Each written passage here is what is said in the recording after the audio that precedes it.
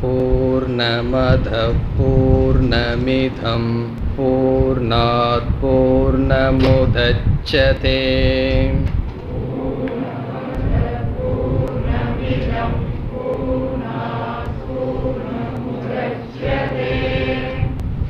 பூர்ணஸ்ய பூர்ணமாதாய பூர்ணமேவாவசிஷ்யதே.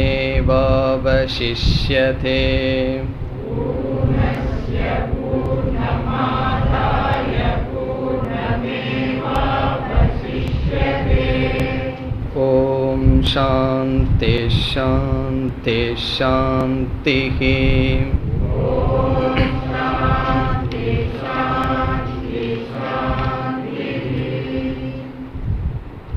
ஈஷாவாஸ்யமிதகும் சர்வம்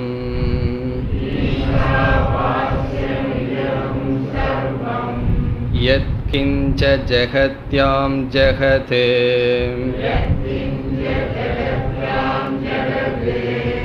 தேன த்யக்தேன புஞ்சிதாஹ.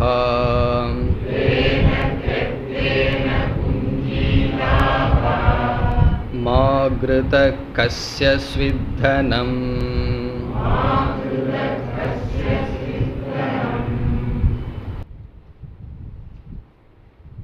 சென்ற வகுப்பில்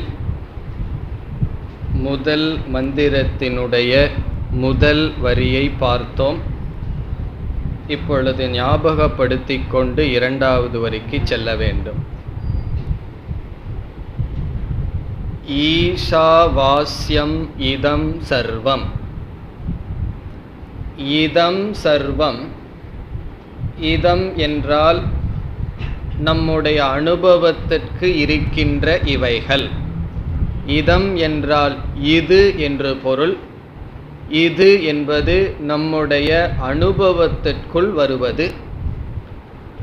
சர்வம் அனைத்தும். இதம் சர்வம் என்றால் இவை அனைத்தும், படைக்கப்பட்டுள்ள அனைத்தும். இதை பற்றி உபனிஷத் என்ன கூறுகின்றது? ஈஷா வாஸ்யம். ஈஷா என்றால் ஈஸ்வரனால், இறைவனால். வாஸ்யம் என்றால் வியாபிக்கப்பட்டுள்ளது. இவை அனைத்தும் ஈஸ்வரனால் வியாபிக்கப்பட்டுள்ளது. அனைத்தும் என்ற சொல் விளக்கப்பட்டது. யத்கிஞ்ச ஜெகத்யாம் ஜெகத். ஜெகத்யாம் என்றால் இந்த பிரம்மாண்டத்தில். யத்கிஞ்ச யாதொரு ஜெகத் உலகம் உண்டோ, தது இதம் சர்வம் அந்த அனைத்தும் ஈஷாவாஸ்யம். ஆகவே அனைத்தும் என்ற சொல்லுக்கு உபனிஷத் கொடுக்கின்ற பொருள் அனைத்தும். அனைத்தும் என்றால் ஏதோ ஒரு சில லோகம் அல்லது ஒன்று மட்டுமல்ல, அனைத்தும் ஈஸ்வரனால் வியாபிக்கப்பட்டுள்ளது. இதில் வியாபித்தல் என்ற சொல்லுக்கு நாம் பார்த்த பொருள் ஒரு அறையில் வாசனை வியாபிப்பது போல் அல்ல. வியாபித்தல் என்பது களிமண் ஆனது பானையை வியாபிப்பது போல. களிமண் பானையை எந்த இடத்தில் வியாபித்துள்ளது என்றால் எல்லா இடத்திலும் வியாபித்துள்ளது. ஆகவே களிமண் பானையை வியாபிப்பது போல ஈஸ்வரன் இந்த ஜெகத்தை வியாபித்துள்ளார். இதிலிருந்து உபனிஷத் ஈஸ்வரனை இந்த ஜெகத்திற்கு உபாதான காரணமாக அறிமுகப்படுத்துகின்றது. அதுதான் முதல் உபதேசம். உபாதான காரணமாக ஈஸ்வரன் இருக்கிறார் என்றால் உபாதான காரணம் காரியத்துடன் எப்படி இருக்கும்? நாமரூபத்தை சேர்த்தி கொண்டு உபாதான காரணமே காரியமாக இருக்கின்றது. ஆகவே ஈஸ்வரனே இந்த பிரபஞ்சமாக இருக்கின்றார். பிரபஞ்சம் வேறு, ஈஸ்வரன் வேறு அல்ல. இது முதல் விளக்கமாக பார்த்தோம். ஈஷாவாஸ்யம் என்ற சொல்லுக்கு ஈஸ்வரனால் வியாபிக்கப்பட்டுள்ளது. இனி இரண்டாவது விளக்கம் பார்த்தோம். ஈஷா என்ற சொல்லுக்கு ஈஸ்வர திருஷ்டியா, ஈஸ்வரன் என்கின்ற புத்தியுடன். வாஸ்யம் என்ற சொல்லுக்கு நாம் பார்த்தது ஆச்சாதனீயம், மறைக்கப்பட வேண்டும். ஈஸ்வரனுடைய புத்தியினால் இந்த உலகம் உன்னால் மறைக்கப்படட்டும். உபனிஷத் என்ன சொல்கின்றது? இந்த உலகம் மறைக்கப்படட்டும். எதனால்? வாஸ்யம் என்றால் மறைத்தல், ஈஸ்வர திருஷ்டி. ஈஸ்வர திருஷ்டி என்றால் ஈஸ்வரன் என்ற புத்தியினால் இந்த உலகத்தை நீ மறைத்து விடு. இதனுடைய தாத்பரியம் என்னவென்று பார்த்தோம். இந்த உலகத்தில் உலகம் என்கின்ற புத்தி நமக்கு இருக்கின்றது. ராகத்வேஷத்துடன், விருப்பு வெறுப்புடன் இந்த உலகத்தை துவைதமாக பார்த்து வருகின்றோம். அந்த உலகத்தில் உலகம் என்ற புத்தியை துறந்து உலகத்தில் ஈஸ்வரன் என்ற புத்தியை வைக்க வேண்டும். ஆகவே ஈஷா என்றால் ஈஸ்வர திருஷ்டியா அல்லது ஈஸ்வர ஞானேன, ஈஸ்வரன் என்ற உணர்வினால், பாவனையினால் இந்த உலகமானது மூடப்படட்டும். இந்த உலகம் தெரிய வேண்டாம், அதில் ஈஸ்வரன் தெரியட்டும். இதற்கு விளக்கமாக நாம் பார்க்கையில், இந்திரியங்கள் நாமரூபத்தை நமக்கு கொடுக்கின்றது. ஒரு மனிதனை நான் பார்த்தால் அந்த மனிதன் எப்படி இருக்கின்றான் என்பதை கண் சொல்கின்றது. ஆனால் அந்த மனிதனிடம் எப்படிப்பட்ட பாவனையை வைக்கின்றேன் என்பது கண் சொல்லவில்லை, நம்முடைய மனதை பொறுத்தது. ஒவ்வொருவருடைய மனமும் கண் மூலமாக இந்த உலகத்தை பார்க்கின்றது. ஆகவே இந்த உலகத்தை பார்த்தல் என்பது பார்ப்பவன் நம்முடைய மனம். அதனால்தான் ஒவ்வொருவருக்கும் உலகம் ஒவ்வொரு விதமாக இருக்கின்றது. இந்த உலகம் எல்லோருக்கும் ஒரு விதமாக இல்லை. மகாபாரத கதையிலே நமக்கு தெரியும், துரியோதனனுக்கு இந்த உலகத்தில் நல்லவங்களே கிடையாது. தர்மராஜாவுக்கு இந்த உலகத்தில் மோசமானவர்களே கிடையாது. ஆகவே ரொம்ப பக்குவம் அடைந்தவர்களிடம் போய் இந்த உலகத்தை பற்றி கேட்டால் அவர் என்ன சொல்வார்கள்? இறைவன் மயம், சிவமயம்னு சொல்வார்கள். இந்த ஞானம் இல்லாமல் வெறும் அனுபவத்தோடு இருக்கின்ற சிலரிடம் சென்று கேட்டால், உலகத்தை கேட்டால் என்ன சொல்வார்கள்? யாரையுமே நம்பக்கூடாது. 80 வயசுக்கு அப்புறம் என்ன முடிவுக்கு வர்றோம்? யாரையுமே நம்பக்கூடாது, எல்லாமே ஏமாற்றுவார்கள். ஒரு சின்ன பையன் இந்த உலகத்தில் ஒரு இன்பத்தை பார்ப்பான். வயது அனுபவம் வர வர ஏதோ நமக்கு அறிவு வந்ததாக தீர்மானம் செய்து கொண்டு உலகத்தை பற்றி அப்படி ஒரு திருஷ்டி, அப்படி ஒரு முடிவானது செய்து விடுகின்றோம். இந்த உலகம் மோசம்னு சொல்கிறோம். ஆனால் ஒரு கவிஞன் பாடுகின்றான், எத்தனை கோடி இன்பம் வைத்தா இறைவான்னு சொல். ஆகவே ஒரே ஒரு உலகம், ஒரே ஒரு பொருள் ஒவ்வொருவருக்கும் ஒவ்வொரு விதமாக தெரிவதற்கு காரணம் என்னவென்றால், அவரவர்களுடைய இந்திரியங்கள் அல்ல, அவரவர்களுடைய மனம். இந்த இறைவன் உலகத்தை படைத்துள்ளார். இறைவன் உலகத்தை படைத்ததை ஈஸ்வர சிருஷ்டி என்று சொல்கின்றோம். அந்த இறைவன் படைத்த உலகத்தின் மீதே நாம் ஒரு சிருஷ்டியை செய்துள்ளோம். ஒரு படைத்த ஒரு மனிதன் மீது விருப்பு அல்லது வெறுப்பு, குரோதம் இவைகளையெல்லாம் பகவான் படைக்கவில்லை, நாம் படைத்துள்ளோம். இதை சாஸ்திரத்தில் ஜீவ சிருஷ்டி என்று சொல்வார்கள். ஜீவ சிருஷ்டி என்றால் நாமாக படைத்த, நாமாக ஏற்படுத்தி கொண்ட ஒரு பாவனை. இந்த ஈஸ்வர சிருஷ்டி நமக்கு சம்சாரத்திற்கு காரணமல்ல, ஜீவ சிருஷ்டி தான் சம்சாரத்திற்கு காரணம். ஜீவ சிருஷ்டினா நாமாக கற்பனை செய்து கொண்ட பாவனைகள். அதுதான் இவன் நல்லவன், இவன் கெட்டவன், என்னுடைய விருப்பத்துக்குரியவன், வெறுப்புக்குரியவன் என்றெல்லாம் கற்பனை செய்துள்ளோம்.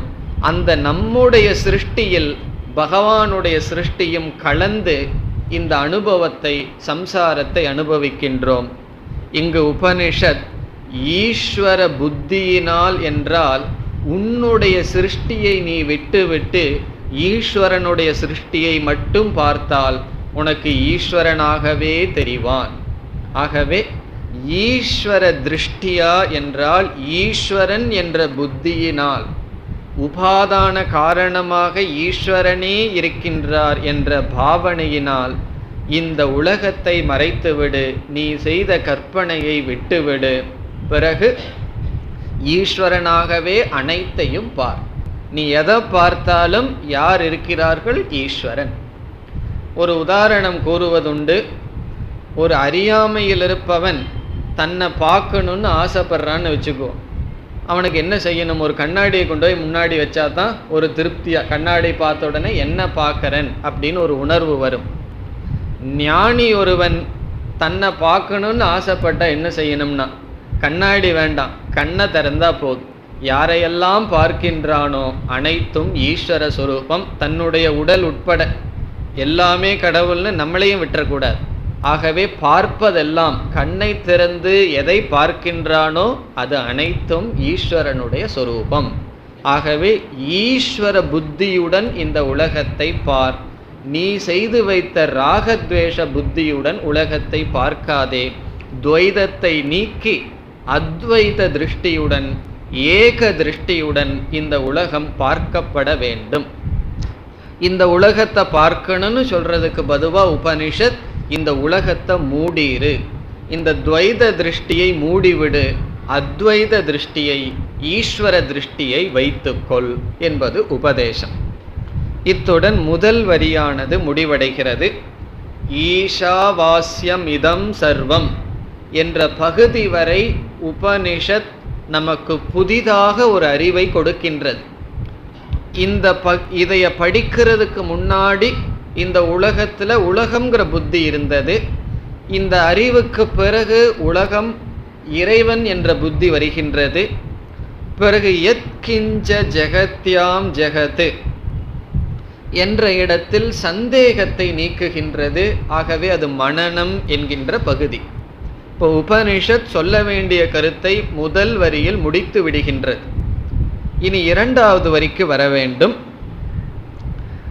ஈஸ்வரனுடைய திருஷ்டியினால் இந்த உலகத்தை பார் என்று எதற்கு உபனிஷத் சொல்கின்றது என்றால் அதுதான் மோட்சம். துவைதமாக இந்த உலகத்தை பார்க்கும் பொழுது அது சம்சாரம். ஆகவே ஈஸ்வரனுடைய திருஷ்டி மனசில் இருந்து கொண்டு இந்த உலகத்தை பார்த்தல் என்பது மோட்சம். அதுவே நாம் அடைய வேண்டிய புருஷார்த்தம். இந்த சிரவணம் செய்தவுடன் மனதில் ஒரு மகிழ்ச்சி வருகின்றது. இவ்வளவு காலமும் எனக்கு சம்சாரத்தை கொடுத்து கொண்டிருக்கின்ற ஜெகத் சென்று விட்டது. காரணம் என்ன? அந்த ஜெகத்தெல்லாம் ஈஸ்வரனாக மாறிவிட்டது. எப்படி மாறியது? ஏற்கனவே ஈஸ்வரனாக இருக்கின்ற ஜெகத் என்னுடைய மனதில் அறியாமையினால் தெரியவில்லை. இந்த அறியாமையை நீக்கியவுடன், ஞானம் வந்தவுடன், என்னுடைய மனதில் மாற்றம் வந்தவுடன் இந்த உலகம் ஈஸ்வரன் ஆகிவிட்டது, சம்சாரத்திற்கு காரணமாக இல்லை என்ற உணர்வு வரும்பொழுது அடுத்த கேள்வி வருகின்றது. இந்த திருஷ்டியை எப்படி காப்பாற்றுவது? அதாவது அடைந்து விட்டோம் இந்த திருஷ்டியை. சிரவணம் பண்ண உடனே இந்த திருஷ்டி வந்தாச்சு. மனது ரொம்ப தெளிவாக இருக்கும் பொழுது அல்லது அமைதியாக இருந்து சாஸ்திரத்தை படிக்கும் பொழுது திருஷ்டி ரொம்ப கிளீனாக இருக்கு. ஆனால் விவகாரம்னு ஒன்று இருக்கு. பிராரப்த கர்மத்தினால போகும் பொழுது என்ன ஆகுது? இந்த திருஷ்டியானது சென்று விடுகிறது. யாராவது நம்மளை யாராவது 4 வார்த்தை சொல்லும் பொழுதோ, அவமானப்படுத்தும் பொழுதோ, விவகாரம் செய்யும் பொழுதோ, நம்ம பொருளை திருடிட்டு போகும் பொழுதோ, ஏதாவது நமக்கு ஒருத்தர் கஷ்டம் கொடுத்தா அல்லது அதர்மத்தை நாம் சந்திக்கும் பொழுது என்ன ஆகி விடுகின்றது? இந்த திருஷ்டியானது நம்மை விட்டு சென்று விடுகிறது. அடுத்த கேள்வி, இந்த திருஷ்டியை எப்படி காப்பாற்றுவது? நான் திருஷ்டின்னு சொல்லிட்டு இருக்கேன். திருஷ்டின்னு சொன்னால் என்ன? அந்த விஷன்னு சொல்றது. எல்லாமே ஈஸ்வரன் என்கின்ற புத்தி என்கின்ற பாவனை, இதுதான் திருஷ்டி. இந்த திருஷ்டியை எப்படி நாம் காப்பாற்றுவது? எல்லாமே ஈஸ்வர சுரூபமாக இருக்கின்றார் என்ற பாவனையுடன் எப்படி இருத்தல் என்றால், நம்மை காப்பாற்றிக் கொள்வதற்காக அடுத்த வரி வருகின்றது. தேன த்யக்தேன புஞ்சீதாஹா. இங்கு ஆசிரியர் சிஷ்யனிடம் நேரடியாக சொல்கின்றார். புஞ்சீதாஹா என்றால் உன்னை நீ காப்பாற்றிக்கொள். புஞ்சீதாஹாங்கிறதுக்கு சப்ஜெக்ட் துவம், நீ காப்பாற்றிக்கொள். உன்னைங்கிறத சேர்த்திக்கணும். ஆத்மானம் துவம் ஆத்மானம் உன்னை, புஞ்சீதாஹா என்றால் உன்னை நீ காப்பாற்றிக் கொள்ள வேண்டும். விதிலிங் புஞ்சீதாஹா, உன்னை நீ காப்பாற்றிக்கொள். எப்படி காப்பாற்றிக் கொள்வது என்றால் இந்த திருஷ்டியுடனே நீ இருந்து உன்னை நீ காப்பாற்றிக் கொள்ள வேண்டும். சரி, என்னை நான் காப்பாற்றுவதற்கு என்ன உபாயம்? உன்னை நீ காப்பாற்றிக் கொள்ள உபனிஷத் சொல்கின்றது. சிஷ்யனை பார்த்து குரு சொல்றார், உன்னை நீ காப்பாற்றிக்கொள். என்னை எப்படி காப்பாற்றுவது? இங்கேயும் உபனிஷத் நம்ம சாதாரணமா நம்மைய காப்பாத்துறதுக்கு என்ன உபாயம்னு நினைச்சிட்டு இருக்கிறோமோ அதற்கு ஜஸ்ட் ஆப்போசிட், முரண்பாடாகவே சொல்லுது. பூர்ணமதில் பார்த்தது போல பூர்ணத்திலிருந்து பூர்ணம் போன சைபர்னு சொல்றதுக்கு பொதுவாக பூர்ணம்னு சொல்லுச்சு. அதே போல உபனிஷத் என்ன சொல்லுது? நம்மளைய நம்ம காப்பாத்துறதுக்கு நம்ம நார்மலாக என்ன நினச்சிட்டு இருப்போம்? உனக்கு செக்யூரிட்டி வேணும்னு சொன்னால் என்ன அர்த்தம்? மெட்ராஸில் இருக்கிற பேங்க்ல எல்லாம் கொஞ்சம் அக்கௌண்ட் வச்சுக்கோ, எல்ஐசி பண்ணிக்கோ, அது பண்ணிக்கோ, இது பண்ணிக்கோன்னு சொல்லுவோம். பொருள்களை எல்லாம் சேர்த்தி கொள்ளுவது. பிறகு என்ன சொல்லுவார்கள்? பொருள்களை எல்லாம் சேர்த்துனா மட்டும் பத்தாது, உனக்கு நீ யாராவது ஆள் வேணும் அல்லவா? ஆகவே மனிதர்களை சேர்த்திக்கொள். பத்னி, புத்திரன், கணவன் இவர்களை நீ சேர்த்திக்கொள். அதனால தான் உனக்கு ஒரு ப்ரொடெக்ஷன் இருக்கும், பாதுகாப்பு இருக்கும். ஆகவே நம்மை நாம் சாதாரணமாக பாதுகாத்து கொள்வதற்கான உபாயம் சங்கிரக.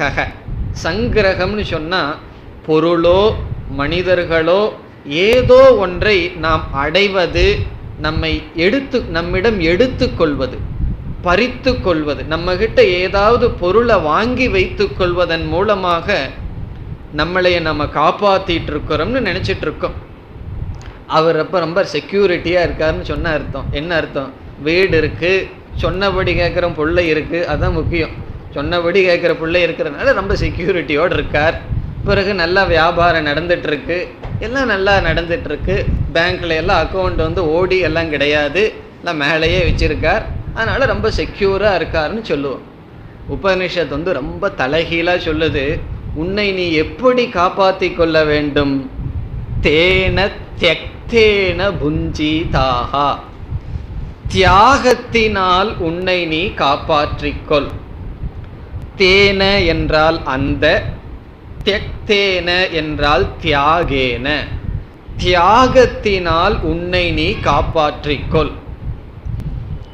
நம்ம சாதாரணமா என்ன நினைச்சிட்டு இருக்கோம்? பொருள்களை சேர்த்தி கொள்வதினால் என்னை நான் காப்பாற்றிக் கொள்கின்றேன் என்று நினைக்கின்றோம். இங்கு உபனிஷத் விபரீதமாக கூறுகின்றது, தியாகத்தினால் உன்னை நீ காப்பாற்றிக்கொள். நம்மை காப்பாற்றிக் கொள்ளுதல் என்பது அந்த திருஷ்டியை நாம் வைத்திருத்தல். சம்சார திருஷ்டி வராம, ஜெகத்துங்கிற திருஷ்டி வராம ஈஸ்வரன்கிற திருஷ்டியை மனசுல வச்சிருக்கணும். அதற்கான உபாயம் தியாகத்தை உபனிஷத் உபாயமாக சொல்கின்றது. இங்கு தியாகம் என்பதற்கு ஆச்சாரியர் கொடுக்கின்ற விளக்கம் ஏஷணாத்ரய சந்நியாசக. ஏஷணா என்றால் ஆசை, திரயம் என்றால் 3, சந்நியாசம் என்றால் விட்டு விடுதல். ஏஷணாத்ரய தியாகேன புஞ்சீதாஹா. இந்த ஏஷணாத்ரயம் என்பது பிருகதாரண்யக உபனிஷத்தில் வருகின்ற கருத்து. அதை இங்கு சங்கரர் குறிப்பிடுகின்றார். ஏஷணா என்றால் ஆசை. முதலில் அந்த உபனிஷத்தில் மனிதர்கள் மனதில் இருக்கின்ற ஆசைகளை 3ஆக பிரிக்கின்றது. நம்ம கிட்ட கேட்டால் அதெல்லாம் கிடையாது, எனக்கு எவ்வளவோ கோடிக்கணக்கான ஆசை இருக்குது, அதை எப்படி உபனிஷத் 3ஆ பிரிக்கும்னு சொல்லக்கூடாது. நம்ம என்ன ஆசையை சொன்னாலும் இந்த 3 ஆசைக்குள்ள உபனிஷத் அடக்கிடும். நம்ம எவ்வளவுதான் கற்பனை பண்ணி எனக்கு இந்த ஆசை இருக்குது அந்த ஆசை இருக்குன்னு ஒரு பெரிய லிஸ்ட்டு கொடுத்தாலும் உபனிஷத் 3 ஆசைக்குள் அடக்கிவிடும். அவை ஆவன புத்திரேஷனா, வித்தேஷனா, லோகேஷனா. புத்திரனிடத்தில் ஆசை, வித்தம் என்றால் பொருளினிடத்தில் பணத்தில் ஆசை, லோகத்தில் ஆசை. புத்திரேஷனா, வித்தேஷனா, லோகேஷனா. இந்த இடத்துல புத்திரேஷனா என்றால் சந்ததியில் ஆசை, குடும்பத்தில் ஆசை. புத்திரன் என்ற சொல் மகனை மட்டும் குறிப்பதில்லை, உபலட்சணையாக கணவன், மனைவி, குழந்தைகள், உறவினர்கள், சம்பந்தம் அனைத்தையும் குறிக்கின்றது. ரிலேஷன்ஷிப்பை குறிக்கின்றது புத்திரன். ஏன்னா சில பேர் எனக்கு புத்திரன் மேல ஆசை இல்லை, புத்திரி மேலதான் ஆசை, அதனால வராதுன்னு சொல்லக்கூடாது. புத்திரன்னு சொன்னா எல்லாவற்றையும் குறிக்கும். வித்தம் என்றால் ஜடமான பொருள்கள், நம்ம கவர்மெண்ட் அடிக்கிற கரன்சி நோட் வித்தம், வித்தேஷனா. லோகம் என்றால் இருப்பிடம், இருக்கின்ற வீடு, போகத்தை அனுபவிப்பதற்கான ஆயதனம், இருக்கின்ற இடம். ஆகவே மனிதர்களிடம் இருக்கின்ற சம்பந்தம், பொருள்கள், பிறகு இந்த மனிதனையும் பொருள்களையும் அனுபவிக்கின்ற இடம், ஆயதனம், லோகம், வசிக்கும் இடம். இந்த பொருள்களும் குடும்பத்தில் இருக்கின்ற பந்துக்களும் இருந்து அனுபவிக்கின்ற ஸ்தானம் லோகம். அது மட்டும் இல்லை, சில பேர்த்துக்கு ரொம்ப அட்டாச்மெண்ட் ஆயிரும். அடுத்த பிறவியிலே நம்ம 2 பேர் சேர்ந்தே கணவன் மனைவியா இருப்போம். இல்லை சில பேர் சொல்லுவாருங்க, அடுத்த பிறவியிலே நீங்க குருவா வந்துருங்கோ, நான் சிஷ்யனா வந்துடுறேன்னு சொல்லி. அந்த அளவுக்கு சில பேர்த்துக்கு எல்லாத்துலேயும் அட்டாச்மெண்ட் போயிடும். ஆகவே சேர்ந்து இருப்பது இந்த லோகத்திலேயோ அல்லது சொர்க்க லோகமோ எந்த லோகமோ, லோகம்னா இடம்.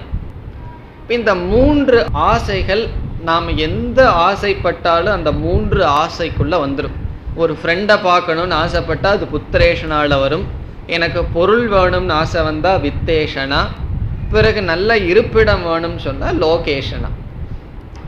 இப்படி உபனிஷத் கூறியதற்கு பிறகு உபனிஷத் என்ன நினைச்சதோ, ரொம்ப அதிகமாக நம்ம லிஸ்ட் கொடுத்துட்டோம், இனியும் ஆசையை குறைச்சி மீண்டும் 2 தலைப்பின் கீழ் அடக்குகின்றது. இந்த புத்திரேஷனா, வித்தேஷனா, இந்த 2ஐயும் ஒன்றாக மாற்றி விடுகின்றது. நம்ம கரன்சி நோட்டு, உறவினர்கள் எல்லாம் ஒரே லிஸ்ட்ல போட்டுடுது. பிறகு லோகம் என்பதை பிரித்து விடுகின்றது. அப்படி பிரித்து உபனிஷத் கூறுகின்றது, சாதன ஏஷனா, சாத்திய ஏஷனா.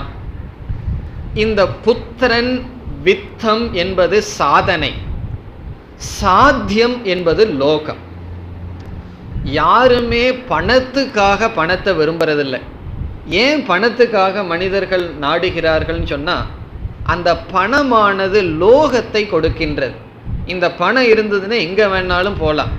ஒரு நாள் அமெரிக்காவில் தூங்கலாம், 2 நாளைக்கு அப்புறம் ஜப்பான்ல போய் தூங்கலாம், எப்படி வேணாலும் செய்யலாம்.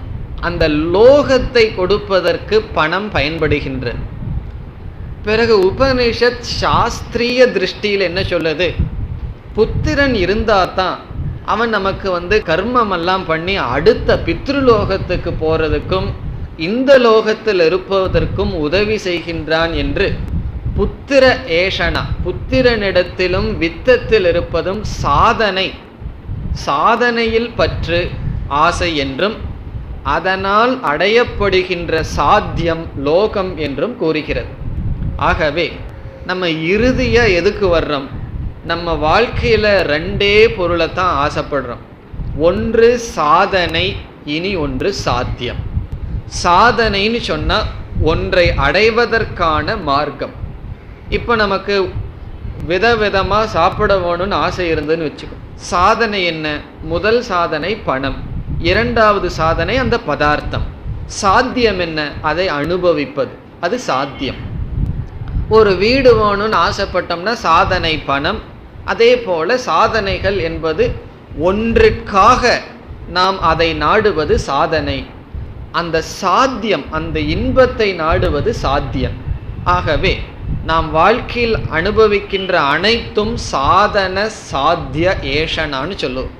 அடிக்கடி சங்கரர் தன்னுடைய விளக்கத்தில் சொல்லுவார், சாதன சாத்தியத்திலிருந்து விரக்தியை அடைந்தவன் சொல்லுவார். ஆகவே இந்த அகில பிரபஞ்சமும் நம்முடைய முழு செயலும் சாதன சாத்தியத்திலேயே இருந்து கொண்டு இருக்கின்றது. இங்கு தேன தியக்தேன என்றால் சாதனையையும் சாத்தியத்தையும் தியாகம் செய்ய வேண்டும். சாதன சாத்திய தியாக அல்லது புத்திர வித்த லோக ஏஷணா தியாக, இவைகளை தியாகம் செய்தல். இவைகளை தியாகம் செய்வதன் மூலமாக உன்னை நீ காப்பாற்றிக்கொள். ஆகவே நம்மை காப்பாற்றிக் கொள்வதற்கு உபனிஷத் கொடுக்கின்ற உபாயம் தியாக. இந்த இடத்துல தியாகம் சொன்னா சந்நியாசம்.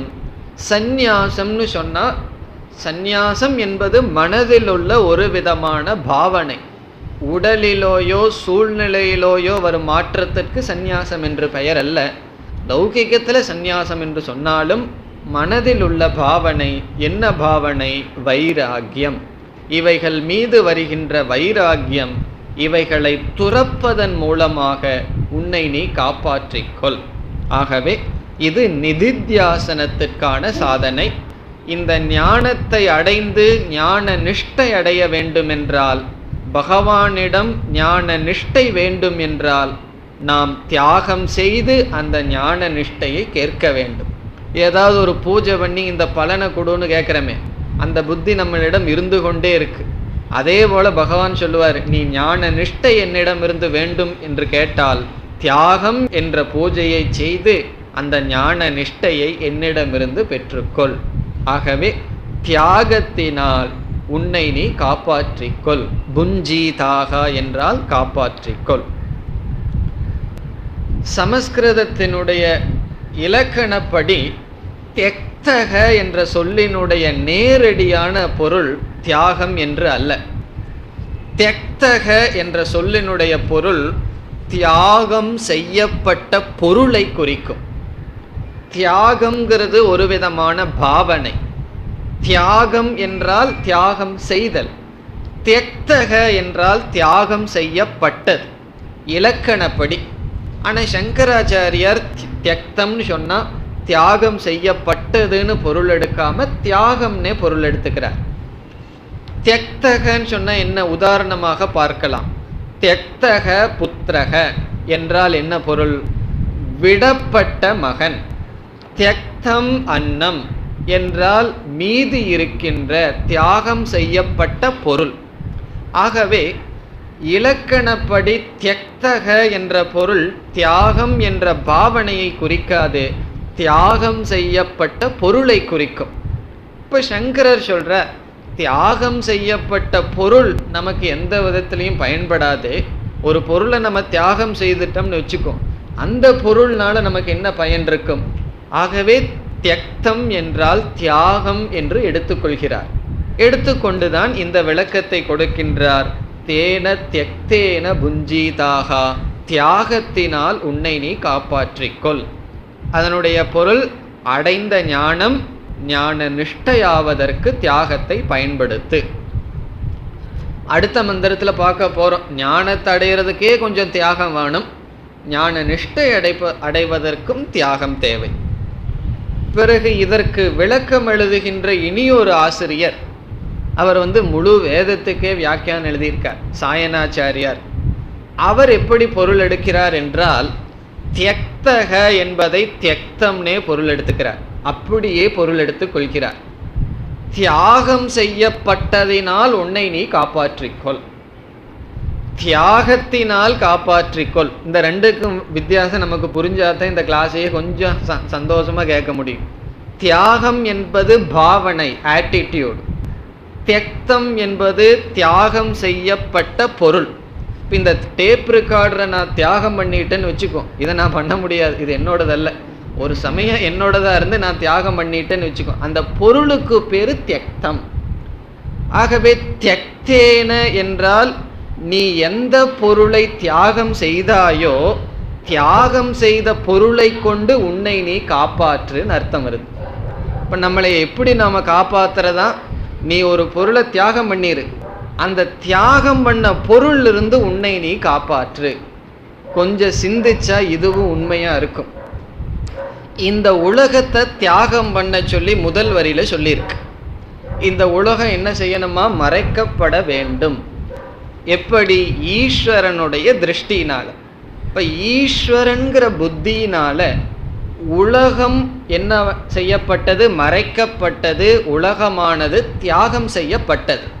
ஆகவே இந்த உலகத்தை பற்றி பேசியதனால் இங்கு தியக்தம் என்பது உலகத்தை குறிக்கின்றது. என்ன, முன் வரியில உலகத்தை பத்தி பேசியிருக்கு. ஆகவே தேன தியக்தேன என்றால் தேன தியக்தேன ஜெகதா, நீ தியாகம் செய்யப்பட்ட உலகத்தினால் உன்னை நீ காப்பாற்றிக்கொள். அதுவும் உண்மை. இந்த உலகத்தை நம்ம பிடிச்சிருக்கிற வரைக்கும் தான் உலகம் நமக்கு சம்சாரத்தை கொடுக்கின்றது. இந்த உலகத்தை நாம் விட்டு விட்டால், தியாகம் செய்து விட்டால், தியாகம் செய்யப்பட்ட உலகத்திலிருந்து நம்மை நாம் காப்பாற்றி கொள்கின்றோம். ஆகவே சாயனாச்சாரியார் சொல்றபடி பொருள் எடுத்தாலும் தியாகம் செய்யப்பட்ட உலகத்திலிருந்து உன்னை நீ காப்பாற்றிக்கொள். அதனுடைய பொருள், இந்த உலகத்தை நீ பிடிச்சிட்டு இருக்கிற வரைக்கும் அது சம்சாரம். நம்ம அந்த கரடியை விட்டுட்டு ஓடிடுறோம். அந்த கரடியை விட்டுட்டு ஓடுறது தான் நமக்கு மோட்சம். அப்போ நம்ம என்ன சொல்லலாம்? தியாகம் செய்யப்பட்ட கரடியிலிருந்து உன்னை நீ காப்பாற்றி கொண்டாய். அப்படி இந்த உலகம் கரடி போல, அதை போய் நம்ம பிடிச்சிட்டு இருக்கோம். அது என்ன, கொஞ்ச நாள்ல அது நம்மளே பிடிக்க ஆரம்பிச்சிடுது. எப்படியாவது தப்பிச்சிட்டு இந்த உலகத்திலிருந்து தியாகம் செய்து விட்டால், இந்த உலகத்தை நீ துறந்து விட்டால், தியாகம் செய்யப்பட்ட உலகத்திலிருந்து உன்னை நீ காப்பாற்றியவன் ஆகின்றாய். இப்போ உலகத்தை தியாகம் பண்றதுன்னா என்ன? எங்காவது நம்ம ஓடிடலாமா? உலகத்தை தியாகம் பண்றதுன்னா காட்டுக்கு ஓடிடலாமா? ரிஷிகேஷ் போயிடலாமா? அங்கே போய் ஆசிரமத்தில் போகலாமான்னு சொன்னால் இந்த உலகத்தை விட பெரிய சம்சாரம் அங்கே இருக்கும். ஏன்னா வீட்லையாவது 5 மனசு 6 மனசோட விவகாரம்.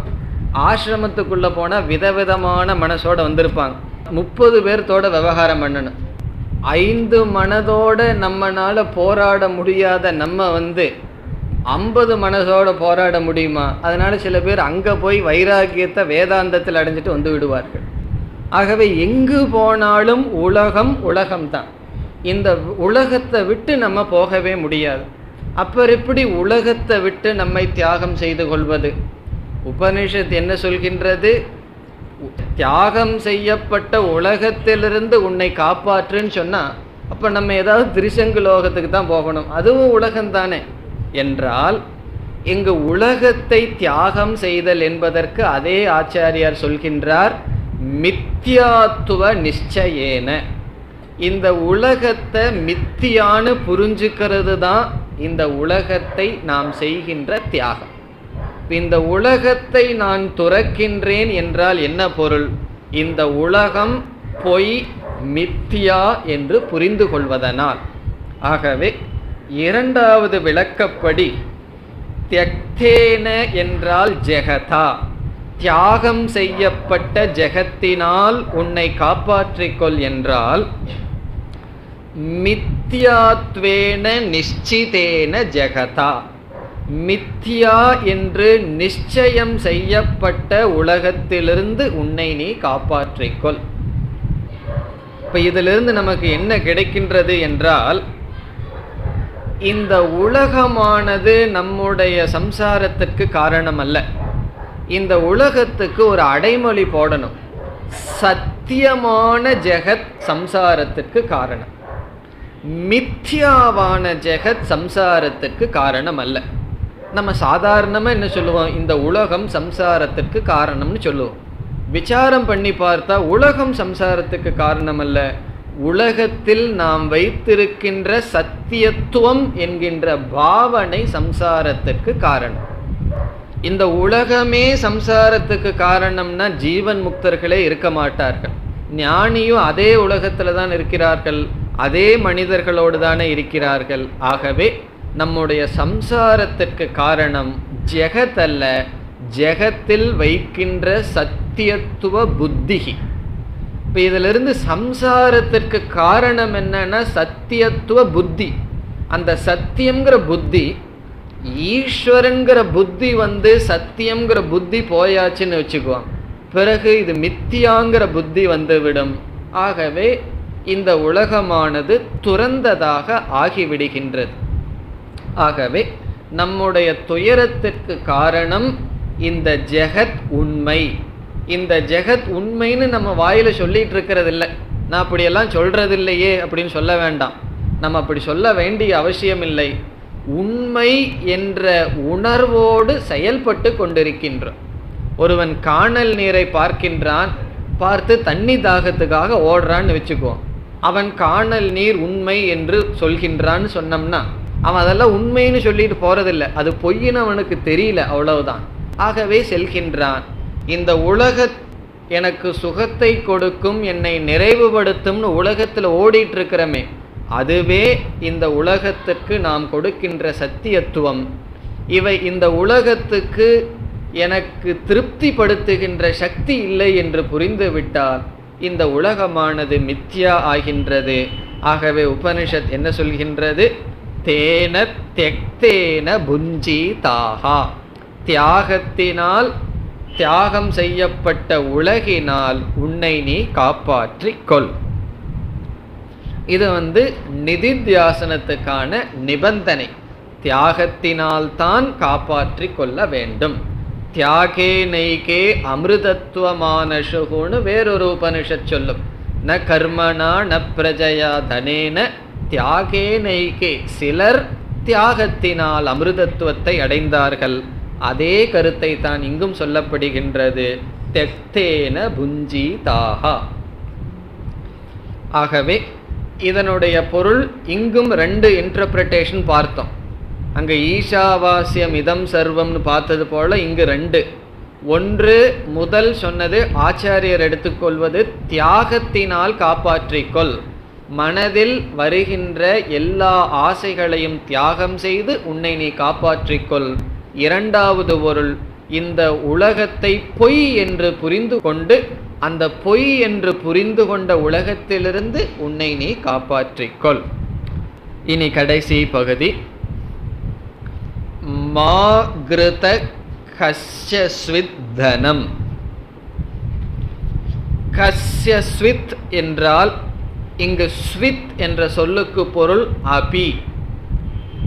அதுவும் சமஸ்கிருதத்தில் இருக்கேன்னு சொன்னா கஸ்ய அபி, எவர்களுடைய, அபி என்றால் மேலும், யாருடைய, தனம் பொருளை. கஸ்ய ஸ்வித் என்றால் கஸ்ய அபி, எவர்களுடைய தனம் பொருளை, யாருடைய பொருளையும். மா கிருதக, மா என்றால் வேண்டாம், டோன்ட். கிருதக என்றால் அபகரிக்காதே. கிருதக என்றால் அபகரித்தல், மா கிருதக என்றால் அபகரிக்காதே, இச்சைப்படாதே, ஆசை கொள்ளாதே. எவர்களுடைய தனத்தையும் பொருளையும் ஆசைப்படாதே. கிருதக என்றால் அபகரித்தல், ஆசைப்படுதல், இச்சை கொள்ளுதல், அது எனக்கு வேண்டும் என்று பிடித்து கொள்ளுதல். மா கிருதக, மா கிருதக என்றால் அவ்விதம் இச்சை கொள்ளாதே. எதில்? கஸ்ய ஸ்வித், கஸ்ய அபி தனம், யாருடைய பணத்தையும், தனம் என்றால் பொருள், யாருடைய பொருளையும் அபகரிக்க இச்சை கொள்ளாதே, ஆசைப்படாதே. இந்த பகுதி உபனிஷத் நமக்கு கொடுக்கின்ற ஒரு உபதேசம், அட்வைஸ். நம்மை அறியாமல் ஏமாந்து யாராவது பொருளை எடுத்துக்கொள்ளலாம், மற்றவர்களுடைய பொருளை அனுபவிக்கலாம் என்ற ஆசை வந்தால் அந்த ஆசைப்படக்கூடாதுன்னு உபனிஷத் சொல்லுது. கண்டிப்பா ஆசை வரணும்னு உபனிஷத் எதிர்பார்க்கல. ஆகவே இது ஒரு விதி. என்ன விதின்னு சொன்னா நியம விதின்னு சொல்றது. அப்படி ஒரு ஆசை உன் மனசுல வந்தா தயவு செய்து அந்த ஆசையை விட்டுருப்பா அப்படின்னு அட்வைஸ் பண்ணுது. ஏமாந்து அப்படி ஒரு ஆசை வந்துடலாம். விளக்காசிரியர் சொல்றாரு, கதஞ்சித், இந்த வாசனைன்னு ஒன்று இருக்கே, எவ்வளவுதான் வேதாந்தம் படித்தாலும் இந்த வாசனைன்னு ஒன்று இருக்கு, இந்த பூர்வ சம்ஸ்காரம் இருக்கே, அந்த சம்ஸ்காரத்தினால உன்னை அறியாமல் திடீர்னு பணத்து மேலும் பொருள் மீது ஆசை வந்து விட்டால் வேண்டாம் அப்படின்னு எச்சரிக்கை கொடுக்குது. ஆசைப்படாதே, அபகரிக்காதே. இங்கு கஸ்யசித் என்றால் யாருடைய. இந்த யாருடையங்கிற இடத்துல சங்கராச்சாரியார் இனி ஒன்னையும் போட்டுறாரு, உன்னுடைய பணத்தையும் சேர்த்தி. பரஸ்ய ஸ்வஸ்யவா, பரஸ்ய தனம் ஸ்வஸ்ய தனம், மற்றவர்களுடைய பணத்தையும் நீ இச்சை கொள்ளாதே, பணத்திலையும் ஆசை வைக்காத. பிறகு மற்றவங்க பணத்துல நான் ஆசை வைக்கல, என்னுடைய பணத்துல நான் ஆசை வைக்கிறதுல என்ன தப்புன்னு கேட்க வேண்டாம். அது தப்புதான் உபநிஷத் சொல்லுது. உன்னுடைய பணத்திலையும் ஆசை வைக்காதே. மற்றவர்களுடைய பொருள் அல்லது உன்னுடைய பொருள். சில பேர் தத்துவம் பேசுவார்கள், எனக்கு யாரு பொருள் மீதும் ஆசை இல்லை, என்னுடைய பொருளை யாரும் தொடக்கூடாது. நானும் புஸ்தகமோ கேசட்டோ எதையுமே யாருக்கு கொடுக்க மாட்டேன். அதே சமயத்தில் என்னுடையது மற்றவங்கிட்டையும் கேட்க மாட்டேன். என்னுடையது யாரும் கேட்டக்கூடாதுன்னு சொல்லி வேதாந்தம் எல்லாம் படித்து திடீர்னு கேசட் மேலேயும் வேதாந்தம் படிச்சுட்டு இருக்கிற புஸ்தகத்து மேலேயும் ஆசை வந்துடலாம். இந்த புஸ்தகத்தை நான் கொடுக்க மாட்டேன் அப்படின்னு சொல்லி. அதனால் வேதாந்தம் படித்து கடைசியில் அந்த புஸ்தகத்தையும் விடுறணும். நமக்கு இந்த புஸ்தகத்தில் இருக்கிற அறிவை மனசில் வச்சுட்டு எல்லாத்தையும் விட்டுறணும். அதுக்கு வேண்டி எல்லாம் எடுத்து கொடுங்கன்னு நான் சொல்லலை. எதுலேயும் நமக்கு ஆசையானது வரக்கூடாது. நம்மளுடைய பணமோ நம்மளுடைய பொருளோ மற்றவர்களுடைய பொருளோ. இது அந்த எல்லாத்தையும் துறந்து வந்தவனுக்கு தன்னை அறியாமல் ஏதாவது ஆசைகள் வந்தால் உபனிஷத்தானது நீக்குகிறது. அதுக்கெல்லாம் சந்தர்ப்பம் இருக்கு. காரணம் என்னவென்றால், இந்த உலகத்தில் பொருள்களெல்லாம் செக்யூரிட்டி கொடுக்குன்னு நினச்சிட்டு இருக்கோம். சரின்னு நினச்சி அந்த பொருள்களோட ரொம்ப சந்தோஷமாக இருக்கும். அதெல்லாம் ஆபாசம், உண்மையான செக்யூரிட்டி கிடையாது. செக்யூரிட்டி இருக்குன்னு நினைக்கிறதுனால அதில் கொஞ்சம் சந்தோஷமாக இருக்கும். ஒருவனுக்கு திடீர்னு ஒரு 20 லட்சம் ரூபா வந்ததுன்னு வச்சுக்குவோம். அது கொஞ்ச நாள் நம்ம ஒரு செக்யூராக மனசில் ஒரு ஃபீலிங் இருக்கும். இந்த எல்லா பொருளையும் விட்டுட்டு வர்றவனுக்கு எல்லாத்தையும் விட்டுட்டோம், எதுவுமே நம்ம பாதுகாத்துக்கிறதுக்கு இல்லை அப்படிங்கிற ஒரு எண்ணம் வந்துடும். அதே சமயத்தில் ஆத்ம தத்துவத்தை நல்லா புரிகிற வரைக்கும் மனசில் முழு பாதுகாப்பு வராது. ஆத்ம நிஷ்டை வர்ற வரைக்கும் மனசில் நான் முழு பாதுகாப்பாக இருக்கேங்கிற புத்தி வராது. வெளியே பொய்யா கொடுக்குற பாதுகாப்பையும் விட்டுட்டோம், உண்மையான பாதுகாப்பையும் அடையலை. இது இடையில இருக்கிற திரிசங்கு மாதிரி தொங்கிட்டு இருக்கிறது எல்லாருடைய மனசுலையும் வரும். ஒரு பிரம்மச்சாரி ஒருவர் எல்லாத்தையும் வீட்டை விட்டுட்டு போகிறார். வீட்டை விட்டுட்டு போகும்போது அவர் என்கிட்ட சொன்னார், நான் 2ஆம் தேதி வீட்டையெல்லாம் விட்டுட்டு ஆசிரமத்துக்கு போகிறேன் அப்படின்னார். அவர் சொன்ன தேதி ஒரு 20ஆம் தேதின்னு வச்சுக்கோங்க. நான் சொன்னேன், எல்லாம் முடிவு பண்ணிவிட்டு அது எதுக்கு 2ஆம் தேதின்னு கேட்டேன். இல்லை, 2ஆம் தேதி சம்பளத்தை வாங்கிட்டு போகிறேன் அப்படின்னு. எல்லாத்தையும் விட்டுட்டு போகும்போது சம்பளத்தை வாங்கிட்டு போகிறேன்னு அவர் சொல்கிறார். நீ அவர்கிட்ட நான் என்ன சொல்கிறது? சரி, சம்பளத்தை வாங்கிட்டே போங்கன்னு சொன்னேன். அப்படி எல்லாத்தையும் விடணும்னு மனசு வந்தாச்சு. இருந்தாலும் ஒரு இடத்துல அப்படியே நம்மளை பிடிச்சிருக்கும். அது தவறு கிடையாது. சம்பளத்தையே வாங்கிட்டு இருக்கிறவனுக்கு இல்லை, சம்பளத்தை வாங்கிட்டு போகலான்னு வர அளவுக்கு பக்குவம் வந்திருக்கு. இருந்தாலும் என்ன, முழு துறவு அவ்வளோ சுலபமாக வராது. ஒரே நாளில் விட்டுட்டு போகிறது கதையில் படிக்கலாம், சினிமாவில் பார்க்கலாம். ஆனால் வாழ்க்கைன்னு வரும்போது படிப்படியாக தான் நம்ம விட முடியும். ஏன்னா ஒவ்வொரு கோஷத்துலேயும் அபிமானம் இருக்கு. ஆகவே இந்த உலகத்தையும் விட்டுட்டு உண்மையையும் பிடிக்காதவனுடைய மனசில் ஆசை விடலாம். நம்மளுடைய பொருளையெல்லாம் துறந்துட்டு இனி ஒருத்தருடைய பொருள் மீது ஆசைப்படலாம். இப்போ ஒரு சன்னியாசி இருக்கார், அவருடைய சொத்தையெல்லாம் திறந்துடுறாருன்னு வச்சுக்குவோம். திறந்துட்டு ஒரு குடிசையில் ஏதோ சாதுவாக இருக்கார். இனி ஒருவர் சுவாமி நீங்கள் ஒரு 20 ஏக்கரா பூமி கொடுக்குறேன், இதை வச்சு நீங்கள் ஏதாவது நல்ல காரியம் பண்ணுங்கன்னு வாங்கி வச்சுக்கிறார். அதில் அவர் அவருடைய சந்நியாசத்துக்காக வந்த பொருள். அதை இனி ஒருவன் அதில் 5 ஏக்கரை ஒருத்தன் பிடுங்கிட்டு போகிறான்னு வச்சுக்குவோம். அதில் போட்டி போடாமல் வந்துடலாம். அதை அவர் விட்டு கொடுக்காமல் இருக்கலாம்.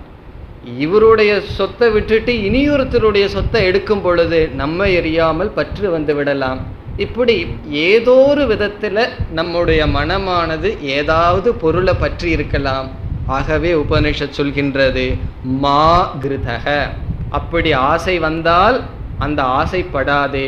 கஸ்ய ஸ்வித், அது உன்னிடத்தில் இருக்கிற பொருளாக இருக்கலாம் இனியொருவரிடத்தில் இருக்கின்ற தனமாக இருக்கலாம். ஆசைப்படாதே. இதுக்கும் சங்கரர் மிக அழகான 2 விளக்கம் கொடுக்கிறார். ஏன் ஆசைப்படக்கூடாது, நான் ஏன் இனியொரு பொருளை ஆசைப்படக்கூடாது? 2 விதமான பதில். 2 விதமான பதில். ஒன்று ஹையர் திருஷ்டி, இனி ஒன்று ஹையஸ்ட் திருஷ்டி. ரெண்டுமே மேலானதுதான், கீழானதே அல்ல. மேலான பார்வையில் பார்த்தா அதனுடைய காரணத்தில் மற்றவங்க பொருளை ஆசைப்பட வேண்டாம். அதை விட மேலான 2 திருஷ்டி.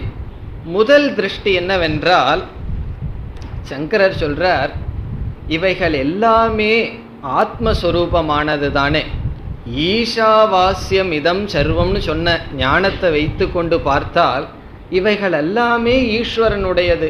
இதில் எல்லாமே ஈஸ்வரனுடையதுன்னு சொன்னால் இந்த உடம்பும் ஈஸ்வரனுடையது, நாம் பார்க்கிற பொருள்களெல்லாம் ஈஸ்வரனுடையது. அந்த ஈஸ்வரனே ஆத்மாவாக இருக்கின்றார். ஆகவே நீ எதை பார்த்தாலும் இது என்னுடையது, இது உன்னுடையதுங்கிற பேதத்தை வச்சுக்காத, எல்லாமே உன்னுடையது தான். இப்போ நம்ம ஒரு ஷர்ட்டு போட்டிருக்கோம், 2 பாக்கெட் இருக்குது. ஒரு பாக்கெட்டில் 100 ரூபா இருக்குது, இனி ஒரு பாக்கெட்டில் 5 ரூபா இருக்குது. நம்ம இதிலிருந்து திருடி இதில் வச்சுக்குவோமா? வச்சுக்க மாட்டோம். காரணம் என்ன? ரெண்டுமே என்னுடைய பாக்கெட் தான். ஆகவே ஒன்றை எடுத்து இனி ஒன்று வச்சுக்க வேண்டிய அவசியம் இல்லை. அதே போல் இந்த உலகத்தில் யாரெல்லாம் பணம் வச்சுருக்காங்களோ அதெல்லாம் உன்னுடையது தான். இதை கேட்ட உடனே போய் நான் அடுத்த வீட்டில் எடுத்துக்கலாம் அப்படி இல்லை. அதுவும் ஒரு விளக்காசிரியர் சொல்கிறார், இது பாவனை தான், நிஜமாலுமே செஞ்சிடாதீங்கன்னு சொல்கிறார். இது எல்லாமே உன்னுடையது தான். காரணம் என்ன? ஈஷாவாஸ்யம் இதம் சர்வம். நான் எதெல்லாம் பார்க்கிறேனோ அதெல்லாம் உன்னுடையது தான். ஒருவர் பக்கத்தில் வீடு நல்லா வசதியாக வாழ்கிறார், நான் தான் அந்த வீட்டிலிருந்து வாழ்ந்துட்டுருக்கேன். இனி ஒருவன் ஏழையாக வாழ்ந்துட்டுருக்கான், நான் தான் அங்கே வாழ்ந்துட்டுருக்கேன். நான் தான் இங்கே இருக்கிற பொருளோடு வாழ்ந்துட்டுருக்கேன். ஒரு திருடன் வந்து திருடிட்டு போகிறான், நான் தான் வந்து திருடிட்டு போயிட்டுருக்கேன். இப்படி எல்லாமே ஈஸ்வரனுடைய திருஷ்டி, எல்லாமே ஆத்மா. ஆகவே மற்றவர்களுடைய பொருளை நீ ஏன் திருடக்கூடாதுன்னு சொன்னால், மற்றவர்களுடைய பொருள் உன்னுடைய பொருள்னு கிடையாது. எல்லாம் ஈஸ்வரனுடைய பொருள் அல்லது எல்லாம் உன்னுடைய பொருள். ஆகவே இவைகள் எல்லாம் உன்னுடையது என்ற பாவனையில் விட்டுவிடு. இப்போ ஒரு ரொம்ப பணத்தோடு வச்சுருக்காருன்னு வச்சுக்கோ, நான் தான் அந்த பணத்தோடு அனுபவிச்சுட்ருக்கேன், நான் இப்படி இருக்கின்றேன் என்று ஆத்ம பாவனையா மமத்துவ பாவனையா எல்லாமே என்னுடையது என்று நினைத்து ஆசை கொள்ளாதே. இதுவே நமக்கு வந்து இது வந்து ஹையஸ்ட்டு கிடையாது, இது ஹையர். இப்போ இதுக்கு மேலே ஒரு திருஷ்டி இருக்குது. இதுக்கு போகணும்னாவே ரொம்ப ரொம்ப படியேறி போகணும். இனி இதை விட இனியொரு திருஷ்டி என்னன்னு சொன்னால், இங்கே என்ன தனம்ங்கிறது இருக்குது, எல்லாமே மித்தியாவாச்சு. ஏதாவது இருந்தால் தானே நீ ஆசைப்படலாம். அனைத்தும் சர்வம் மித்யா, விஷயமே கிடையாது, தனம்னே ஒன்று கிடையாது. நம்ம செஞ்சிட்ட கற்பனை தான் தனம்னு சொல்லி கரன்சி நோட்டை எடுத்து பார்க்குறோம். அதை கழுத வாயில் கொடுத்தோம்னா என்ன செய்யும்? யாரோ சொன்னாங்க சாப்பிடாதான், அந்த மருந்தெல்லாம் போட்டிருக்கிறதுனால அது கூட சாப்பிடாதான். ஆகவே கழுதையை பொறுத்த வரைக்கும் அது வெறும் காகிதம்தான், ஒரு குழந்தைய பொறுத்த வரைக்கும் அது வெறும் காகிதம்தான். ஆகவே அந்த பொருளை தனம் அப்படிங்கிறது நம்மளாக வைத்துட்ட கற்பனை தான். அதுக்கு தனம்னு சொல்லி யார் சொன்னா? நம்ம செய்துட்ட கற்பனை. எது கற்பனையோ அது மித்யா. ஆகவே தனம்னே ஒன்று கிடையாது. இப்போ மாகிருத கஸ்யஸ்வித் தனம்னு சொன்னால், தனம்னு ஒன்று இல்லாத காரணத்தினால நீ திருடுறதுக்கோ அபகரிக்கிறதுக்கோ ஒன்றுமே கிடையாது. ஆகவே இது ரொம்ப ஹையஸ்ட் திருஷ்டி. மேலான திருஷ்டி என்னன்னு சொன்னால், நம்மளையே அங்கே பார்க்கணும். ஒரு பணக்காரனை பார்த்து நமக்கு ஏன் பொறாமை வருதுன்னு சொன்னால், அவன் வேற நான் வேற, இது எல்லாம் ஈஸ்வரன், அவனும் நானும் ஒன்று, பொறாமை கிடையாது. ஆகவே அவனுடைய பணத்தை நான் எடுக்கணுங்கிற அவசியம் இல்லை. இனியொரு திருஷ்டியில் பொருள்னே ஒன்று கிடையாது, எனக்கு விஷயம்னே ஒன்று கிடையாது, இருக்கிறது ஆத்மா.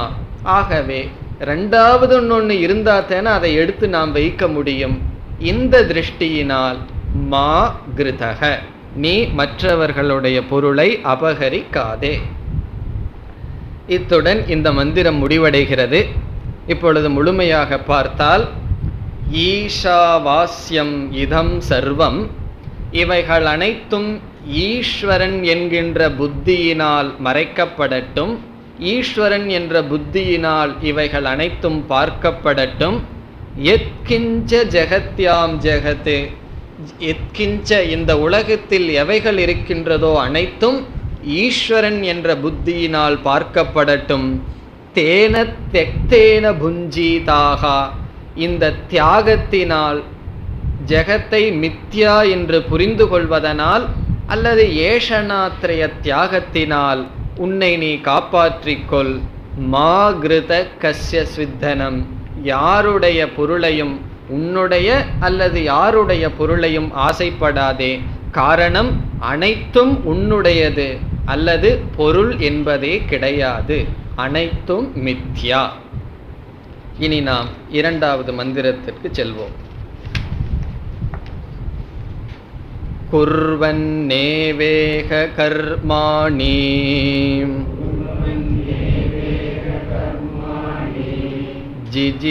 ஜிஜீவிஷேச்சதகும் சமாஹம் ஏவம் த்வயி நான்யதேதோஸ்தி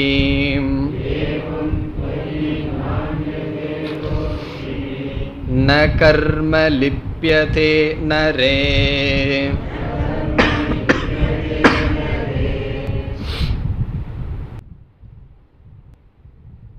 முதல் மந்திரத்தில் கூறிய அறிவை அடைவதற்கு யாருக்கு தகுதி இல்லையோ அவர்களுக்காக இந்த மந்திரம் கூறப்படுகின்றது. முதல் மந்திரத்தில் உபதேசம் செய்யப்பட்டது. அந்த உபதேசத்தை புரிந்து கொள்வதற்கு யோகிதை யாருக்கு இல்லையோ, தகுதி யாருக்கு இல்லையோ அவர்களுக்காக இந்த மந்திரம் பேசப்படுகின்றது. வேறு மொழியில் கூறினால், ஈஸ்வர திருஷ்டியை யாருக்கு உலகத்தில் வைக்க முடியவில்லையோ அவர்களுக்காக இந்த மந்திரம் கூறப்படுகின்றது. இப்போ உபனிஷத்து ரொம்ப தூரம் இறங்கி வந்தாச்சு. முதல் மந்திரத்திலேயே மேலான மோட்சத்திற்கான திருஷ்டியை கூறியாச்சு. இந்த அறிவை யார்னால் அடைய முடியவில்லையோ அவர்கள் என்ன செய்வது? எல்லாமே ஈஸ்வரனா பாரு, எல்லாமே உன்னுடைய பணம்தான், பணம்னு ஒன்று இல்லை அப்படின்னு போய் இந்த உலகத்தில் யாருக்காவது சொன்னால் என்ன செய்வார்கள்? பணம்ங்கிறது இல்லையா, எல்லாமே ஈஸ்வரனா என்று சொன்னால் அவர்கள் ஏற்றுக்கொள்வார்களா? இந்த கருத்தையே ஏற்றுக்கொள்ள மாட்டார்கள். இந்த ஞானம் அவர்களுக்கு வராது. ஆகவே இந்த ஞான யோகத்திற்கு யோகிதை இல்லாதவர்கள் என்ன செய்ய வேண்டும்? அவர்களுக்காக இந்த மந்திரம். ஆகவே ஆத்ம கிரகணாய அசக்தஸ்ய, அசக்தகன அந்த சக்தி இல்லாதவன், ஆத்மாவை கிரகிக்கும் சக்தி இல்லாதவனுக்கு இதம் உச்சதே, இந்த மந்திரமானது சொல்லப்படுகின்றது. இங்கு என்ன சொல்லப்படுகின்றது என்று பார்ப்பதற்கு முன், வியாசாச்சாரியர் தன்னுடைய மகன் சுகருக்கு ஒரு கருத்து சொல்றார். இரண்டு விதமான மார்க்கம், இரண்டு விதமான வாழ்க்கை முறை இந்த பிருத்திவியில், பூமியில் இருக்கின்றது. துவௌ இமௌ அத பந்தானௌ, பந்தானௌ என்றால் பாதைகள், வாழ்க்கை முறை. துவௌ இமௌ அத பந்தானௌ யத்ர வேதா பிரதிஷ்டிதாக, அந்த பாதையில் தான் வேதங்களே சார்ந்திருக்கின்றது. வேதமே அந்த பாதையின் அடிப்படையில் தான் இருக்கின்றது. ஆகவே துவௌ இமௌ அத பந்தானௌ யத்ர வேதா பிரதிஷ்டிதாக. அந்த இரண்டு பாதை என்ன? பிரவிருத்தி லக்ஷணோ தர்மக. முதல் மார்க்கம் பிரவிருத்தி லக்ஷணக. அதை வியாசர் சொல்றார், பிரவிருத்தி லக்ஷணக தர்மக நிவிருத்திஷ்ச விபாவிதக. நிவிருத்திஷ்ச என்றால் நிவிருத்தி மார்க்கம், விபாவிதக என்றால் சொல்லப்படுகின்றது. ஆகவே பிரவிருத்தி லக்ஷணம், நிவிருத்தி லக்ஷணம் என்று இரண்டு விதமான மார்க்கம் வேதத்தை சார்ந்து, வேதமே இந்த மார்க்கத்தின் அடிப்படையில் அமைந்துள்ளது என்று உபதேசம் செய்கின்றார். இப்போ அந்த பிரவிற்த்தி லட்சணம் நிவிருத்தி லட்சணம்னா என்னன்னு பார்ப்போம். முன் மந்திரம் நிவிருத்தி லட்சணத்தில் சொல்லுது, இந்த மந்திரம் பிரவிற்த்தி லட்சணத்துக்கு வருகின்றது. சாதாரணமாக நம்ம ஏதாவது ஒரு வேதாந்தம் படிக்கும் பொழுது படிப்படியாக போவோம். இப்போ தத்துவபோதமோ அல்லது வேறு ஏதாவது வேதாந்த நூல்கள் படித்தா. ஆனால் உபனிஷத்தெல்லாம் அப்படி இல்லை. அதனால தான் பிரகரண கிரந்தங்கள் வந்துள்ளது. உபனிஷத் சில சமயங்களில் படிப்படியாக போகும். கட்டோபனிஷத்தில் பார்த்தோம், யம தர்மராஜா ஆத்ம ஞானத்தை பேசுறதுக்கே ரொம்ப நாள் எடுத்துட்டார். ஆனால் இந்த உபனிஷத்தில் முதல் மந்திரத்திலேயே பேச வேண்டியதை பேசி இந்த உலகத்தில் ஒன்றும் இல்லை போன்னு சொல்லியாச்சு. அடுத்த மந்திரத்தில் உபனிஷத் கீழே இறங்கி வருது. இது புரியலைன்னா என்ன செய்யறதுன்னு சொல்லி வருது. ஆகவே பிரவிற்த்தி லட்சணம் நிவிருத்தி லட்சணம் என்று 2 மார்க்கங்கள் வேதமே இதனுடைய அடிப்படையில் இருக்கின்றது. இந்த பிரவிற்த்தி லட்சணம் என்றால் கர்ம மார்க்கம், சாதன சாத்திய லட்சணம் நம்ம பார்த்தோம், சாதன சாத்தியம் சொல்லி. நிவிருத்தி லட்சணம் என்றால் ஞான மார்க்கம், ஞான யோக. ஆகவே பிரவிற்த்தி லட்சணத்தில் ஒருவன் இருக்கின்றான் என்றால் தர்ம வாழ்க்கை வாழ்கின்றான், கர்மத்தில் இருக்கின்றான். நிவிருத்தி லட்சணம் என்றால் ஞான யோகத்தில் இருக்கின்றான், சாஸ்திரத்தை கேட்டுக்கொண்டிருக்கின்றான் என்று பொருள். இந்த பிரவிற்த்தி லட்சணத்தில் இருப்பவர்களும் ஆத்மாவை பொறுத்தவரை அஞ்ஞானிகள் தான். நிவிருத்தி லட்சணமான மார்க்கத்தில் இருப்பவர்களும் அஞ்ஞானிகள் தான்.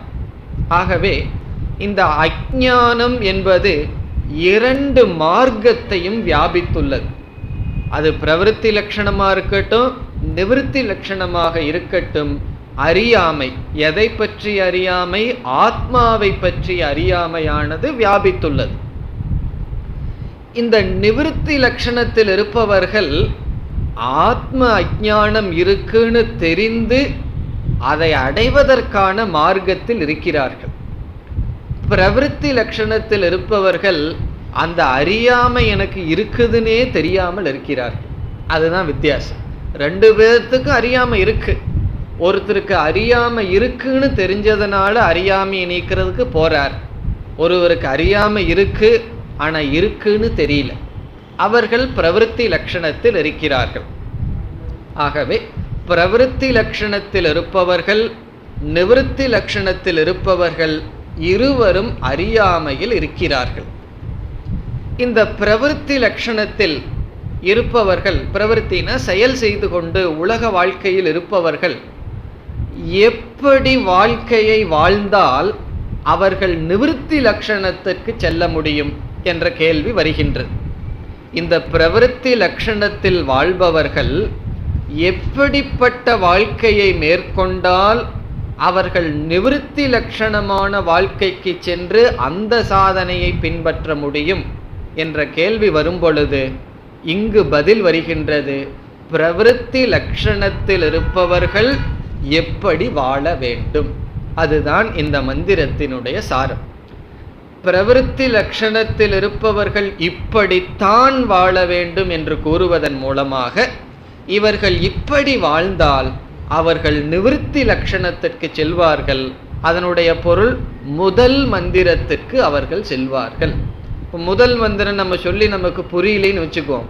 இந்த மந்திரத்துக்கு வந்து இது சொல்றபடி வாழ்க்கையை வாழ்ந்து மீண்டும் முதல் மந்திரத்துக்கு போகணும். ஆகவே இந்த மந்திரத்தின் சாரம், பிரவிற்த்தி லட்சணத்தில் இருப்பவர்கள் எப்படிப்பட்ட வாழ்க்கையை மேற்கொண்டு நிவிருத்தி லட்சணத்திற்கு வர வேண்டும் என்பதுதான் இதனுடைய சாரம். மேலும் அடுத்த வகுப்பில் பார்ப்போம். ஓம் பூர்ணமத பூர்ணமிதம் பூர்ணாத் பூர்ணமுதச்யதே பூர்ணஸ்ய பூர்ணமாதாய பூர்ணமேவாவசிஷ்யதே. ஓம் சாந்தி சாந்தி சாந்தி.